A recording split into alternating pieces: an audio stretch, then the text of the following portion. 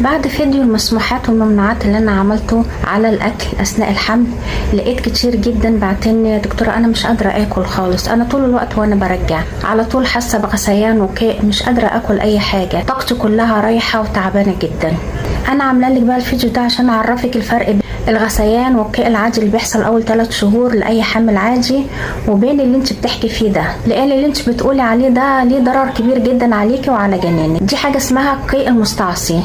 فرق كبير بين الغثيان والقيء العادي بتاع الحمل هو بتاع اول 3 شهور، انت بتبقى قرفانه شويه، بترجعي مره او مرتين، لكن بتقدري تشربي سوائل، بتقدري اللي انت تاكلي اكل حاجات بسيطه جدا. وفرق تاني ما بين اللي انت بتحكي فيه ده، يعني بمعنى اصح في 3 علامات، لو العلامات دي عندك تقدري تصنفيهم ان ده حاجه اسمها قيء مستعصي.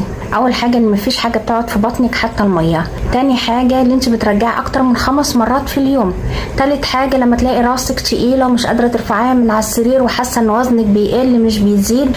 اي علامه من العلامات دول بتدل على ان ده اللي عندك ده حاجه خطيره ليكي ولجنينك. اللي بيحصل ده ليه تفسير واحد، هو ارتفاع هرمون الحمل. لما بيرتفع بكميه كبيره هو هرمون الاستروجين، ده بيأثر على مركز الترجيع في المخ وبيعمل شلل للمعدة او بيبطئ من حركتها، فالمعدة ما بتشتغلش، فالاكل بيقعد ما بيحصلوش هضم ولا امتصاص، بيرجع تاني.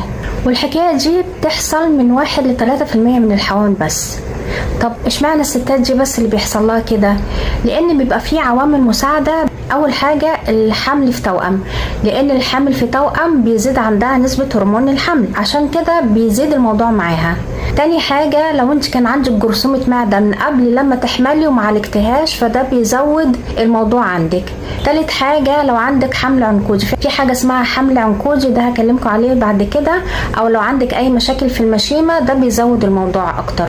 رابع حاجة التاريخ العائلي، يعني لو كانت والدتك او اختك عندها العرض ده بيجيلها اثناء الحمل، فانت بالتالي بيجيلك زيهم. يبقى انا كده قلتلك على السبب، لكن مش معنى كده اللي انت تقولي لا ده خلاص هستحمل شوية وده شوية تعب وهيروح. لا طبعا، لو سكتش ده في خطورة كبيرة جدا عليك وعلى الجنين. اول حاجة بيسبب لك جفاف جامد ليكي وللجنين، وبيعمل خلل في المعادن الموجودة في جسمك زي الصوديوم والبوتاسيوم، وده بيأثر على ضربات القلب اللي عندك، وبيأثر على الكلى والكبد كمان. وتبص تلاقي ان وزنك بينزل على طول باستمرار، وده طبعا ممكن يأثر على الجنين، لان لو كمية الدم اتأثرت الواصلة للمشيمة ده كده بيحصل ليه جفاف جوه وبينزل وزنه، وممكن تولدي ولادة مبكرة. ما ينفعش انت تقولي لا ده انا هاخد دواء ترجيع وبعد كده هبقى كويسة، لان معدتك اصلا رافضة الدواء. فانت لازم تنزلي المستشفى او تروحي للدكتور، لان المفروض اللي انت ادوية الترجيع تاخديها في محاليل.